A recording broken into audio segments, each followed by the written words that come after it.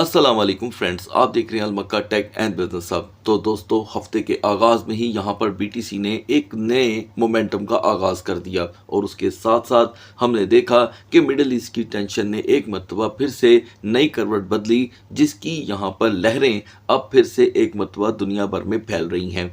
यहाँ पर ऐसी क्या वजह बनी दोस्तों, जो हफ्ते के आगाज़ में ही एक ऐसी खबर हमारे सामने आई और जिसने बाकायदा तौर पे डिस्टर्बेंस क्रिएट की ऑयल के प्राइसेस में। अब ये दोस्तों मसला ऑयल प्राइसेस की तरफ से हट के कहीं और जा रहा है, इस पे हम बात करेंगे। और बीटीसी का मोमेंटम जो कि पिछले तकरीबन 80 दिन से कायम था, जब भी मार्केट पुरसुकूनियत की तरफ जाती है हम देखते हैं कि मोस्टली यहाँ पर कोई ना कोई ऐसा मोमेंटम क्रिएट हुआ है। लेकिन हम ये कैसे भूल सकते हैं कि इस 80 दिनों के अंदर ही यहाँ पर जो टेंशन चलती रही, इसी में बीटीसी ने परफॉर्म किया है। सवाल ये पैदा होता है कि क्या बीटीसी यहाँ पर जस्ट करेक्शन ले रहा है और ये करेक्शन कंप्लीट होने के बाद इन्हीं हालात के अंदर ही तो वो पला बड़ा था, यानी कि यहाँ से मज़ीद मूव हुआ था, तो क्या वो इसको फिर से कंटिन्यू करेगा आफ्टर द करेक्शन। इस पे दोस्तों हम बात करेंगे। तो पहले आगाज़ कर लेते हैं आज के मेन मुद्दे से, जिसका मार्केटों के ऊपर एक इम्पैक्ट रहना ही रहना है।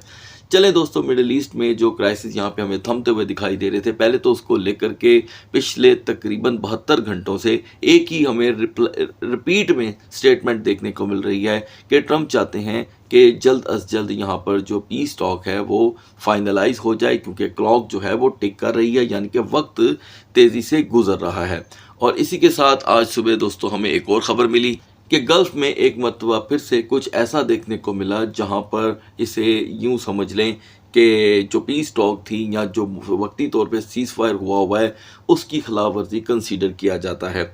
ये कहा यह जा रहा है कि यूएई में फिर से कोई ऐसी चीज़ देखी या सुनी गई जिसे हम जोड़ रहे हैं वक्ती तौर के लिए। जो भी यहाँ पर सीज़ फायर की खिलाफ वर्जी के ख़िलाफ़ जो बातें हुई, यानी कि अटैक हुआ, उस पे जो कि है इमीडिएट जो है ख़बर मार्केट में आती है, ठीक है। लेकिन अभी तक यानी कि अच्छा खासा वक्त गुजर जाने के बाद भी यूएई ने किसी को यहाँ पर बाकायदा तौर पे इल्ज़ाम का समझ लें कि मुजरिम ठहराया नहीं है। इसके ऊपर अभी बात चल रही है, लेकिन उन्होंने ये कहा है कि कोई ना तो नुकसान हुआ है, ना कोई कैजुअलिटी हुई है, ऐसा कुछ नहीं हुआ। लेकिन ये बड़ा हसास एरिया था जहाँ पर आज सुबह ही जो कि है हमले की न्यूज़ मार्केट में आई, जिसके नतीजे में ऑयल प्राइसेस में 2-2, 3-3 डॉलर का फिर से इजाफा देखा गया, जिसकी वजह से एक और चीज़ मार्केट में आई, यानी कि अनसर्टेनिटी।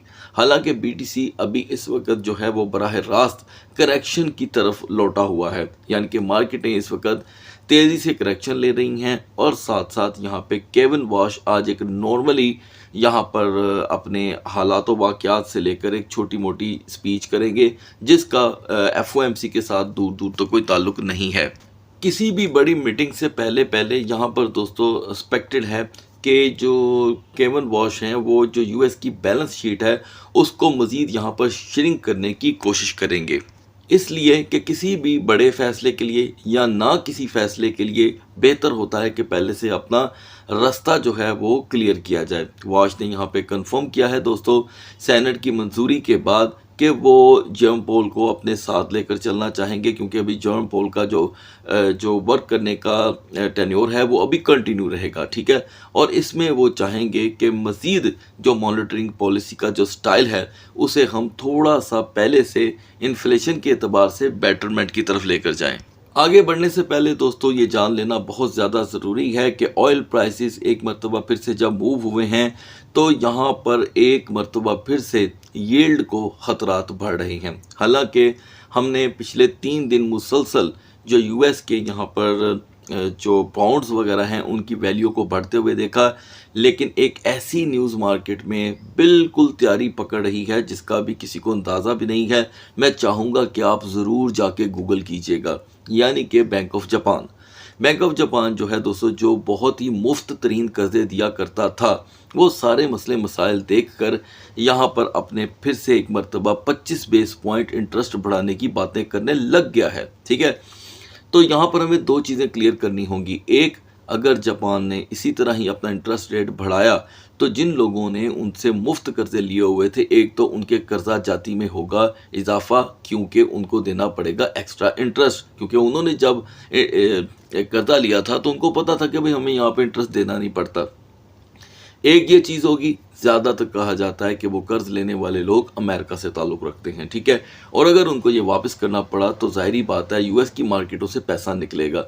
जब यूएस की मार्केट से पैसा निकलेगा तो उनका डेब्ट और बढ़ेगा, नुकसान भी बढ़ सकता है और इकोनॉमी को धचका भी लग सकता है, जिसके नतीजे में अगर किसी ने यील्ड बॉन्ड्स 5 साल 10 साल 30 साल लेकर भी रखे हुए हैं तो दोस्तों उनको फ़ौरन कैश करवाने की शक्ल में यूएस इकोनॉमी को यहाँ पर एक धचका लग सकता है, जिसके नतीजे में किसी ने अगर सोचा नहीं हुआ तो मैं अभी बता दूं कि कमोडिटीज़ में फिर से जान पड़ने लग सकती है। यानी कि यूं समझ लें, शॉर्ट वर्ड में मैं आपको बता रहा हूँ, इसलिए कि मैं इंग्लिश में तो बोल नहीं रहा या फ़ारसी में, कि यहाँ पर चूहे बिल्ली का खेल ख़त्म नहीं होने वाला, ये अभी कंटिन्यू रहेगा। अब रही बात तज्ज़िये की और क्लिक बेट, यहाँ पर थंबनेल की, लोग यहाँ पर अजीबोगरीब बातें लगा के लोगों को परेशान करते हैं, लेकिन दोस्तों मैं आपको बता रहा हूँ टू दी पॉइंट बात, टू दी पॉइंट।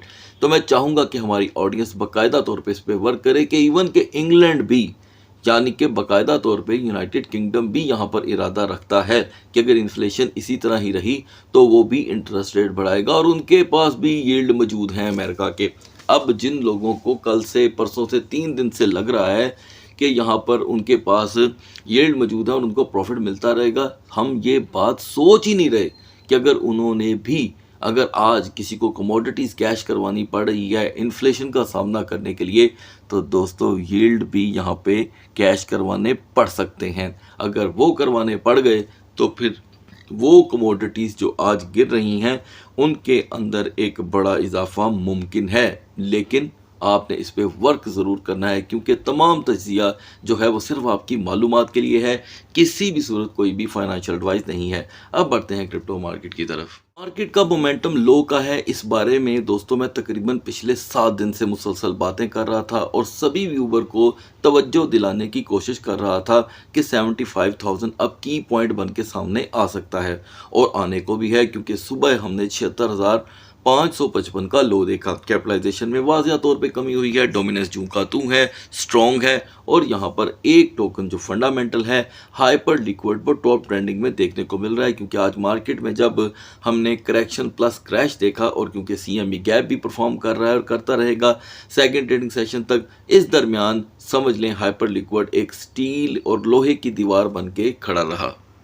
तो दोस्तों आगाज़ कर लेते हैं बीटीसी से। हम मिडनाइट में जब बीटीसी को डिस्कस कर रहे थे, बात वहाँ से समझने के लिए बनती है, क्योंकि उस वक्त बीटीसी 78,160 पे ऑलरेडी रेजिस्ट कर रहा था। आपको अपडेट किया गया था कि अब ये एक ऐसा लेवल है कि 78,000 का टूटना वाज़िया तौर पे 75,000 की तरफ प्रेशर बढ़ाता है।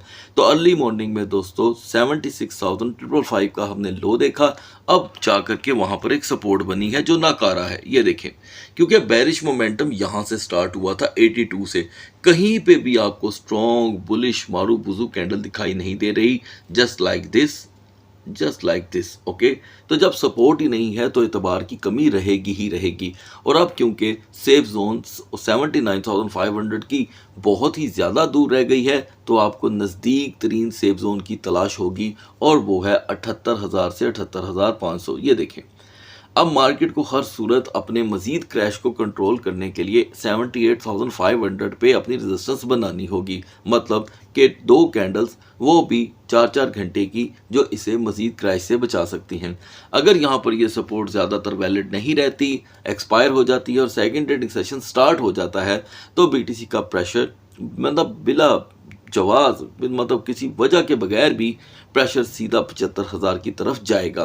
डिपेंड करता है कि अब ये लिक्विडेशन अगर आती है तो इसमें ये कैंडल जो है बेरिश की वो कितनी स्ट्रॉन्ग लपकती हैं।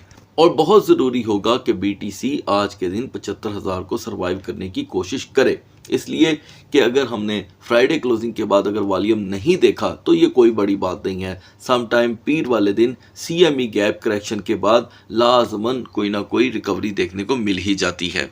दूसरी तरफ है दोस्तों इथेरियम, यानी कि ये पहले से ही बदहाली का शिकार था।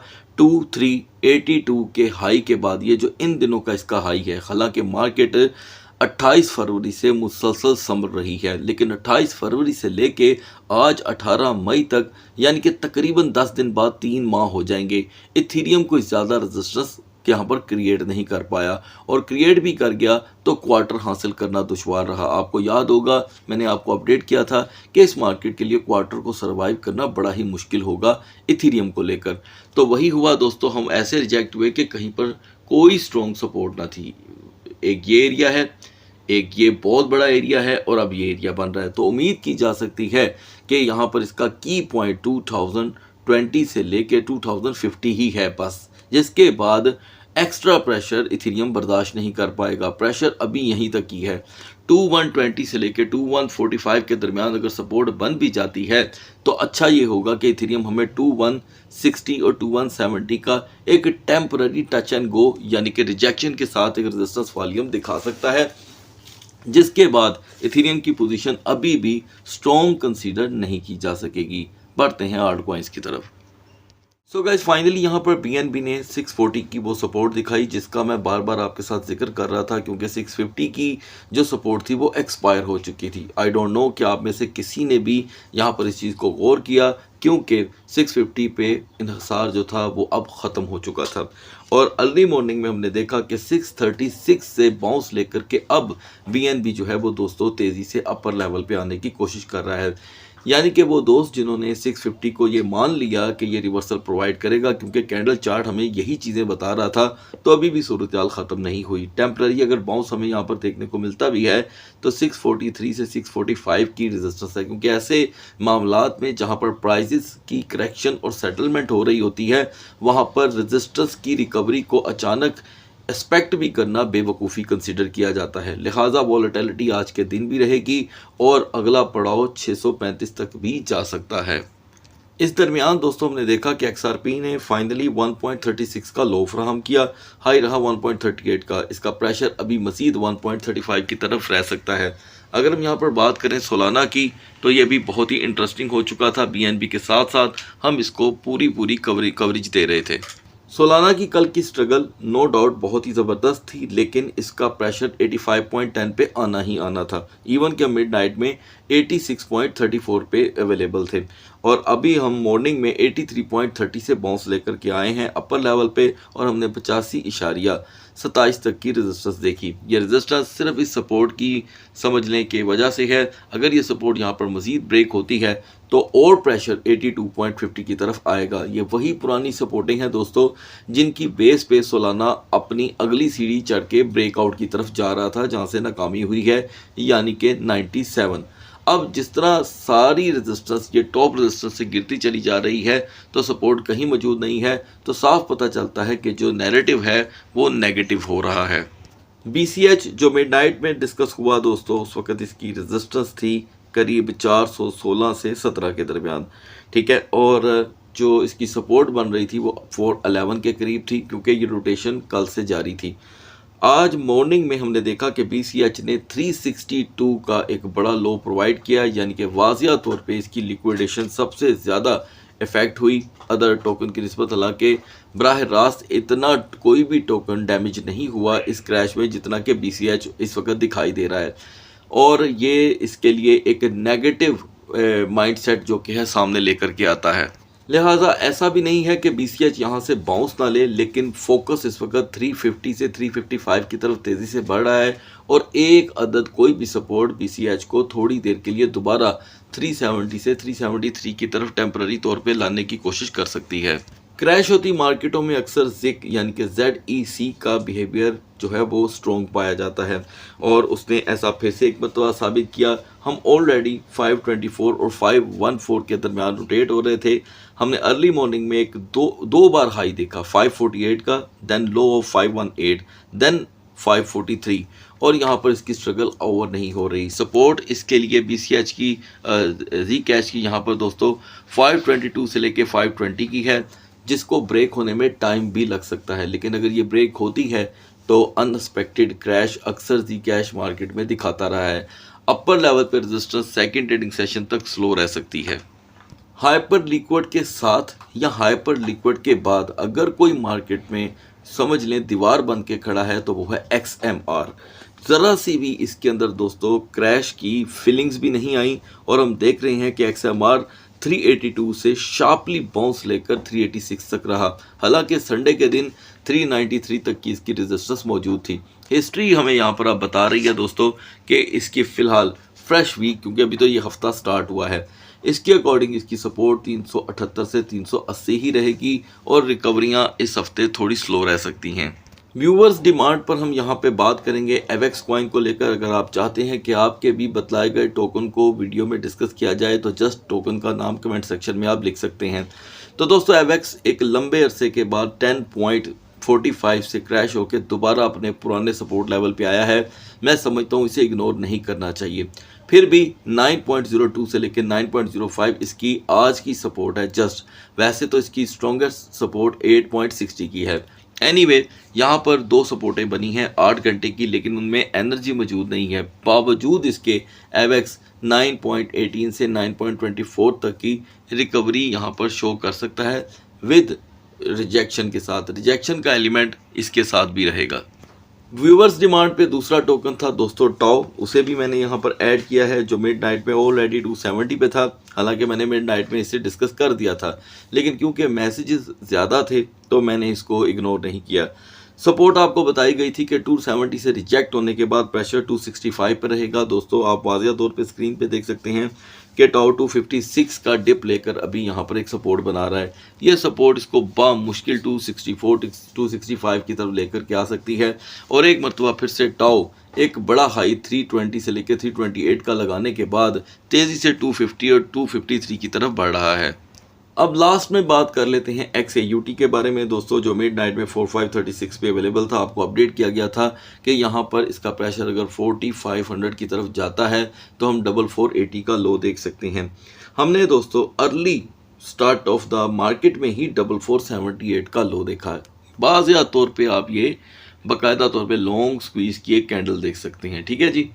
अब 4478 के बाद इसका हाई मोमेंटम आया और वो था 4554 के लिए। ये बड़ा ज़रूरी होगा आपका समझने के लिए कि इन 2 दिनों के अंदर अंदर आज और कल XAUT को हर सूरत 4580 में एंटर होना होगा। अगर XAUT 4580 जैसी रेजिस्टेंस ना अपना पाया तो दोस्तों यहाँ पर वक्ती तौर के लिए ये याद रखिएगा, क्योंकि ये तो XAUT दोस्तों सिवाय पेपर गोल्ड के और कुछ भी नहीं है। इसकी कोई हकीकत नहीं है, क्योंकि जिस तरह आपको BTC देखने को मिलता है उसी तरह ये है। तो लिहाजा यहाँ पर एक अप मोमेंटम तो बन रहा है नो डाउट 4 आवर की कैंडल में, जिसके लिए सबसे ज़्यादा ज़रूरी होगा कि XAUT 4560 से लेके 4565 पे अपनी रेजिस्टेंस बनाए जस्ट 15 मिनट की, और हमें आराम से 4580 की रेजिस्टेंस मिल सकती है। अदरवाइज वीकर साइड भी साथ साथ ही चल रही है और वीकर साइड सो ओपन 4535 के बाद हमें देखने को मिलती है 4520 की, और अभी तक 4500 की तरफ जाने का प्रेशर ख़त्म नहीं हुआ, क्योंकि आगाज़ सुबह में हमने 4478 को देखा जो कि इंतहाई सोच पैदा करने वाला लेवल था। सो गाइस अगली वीडियो तक अल्लाह हाफिज़।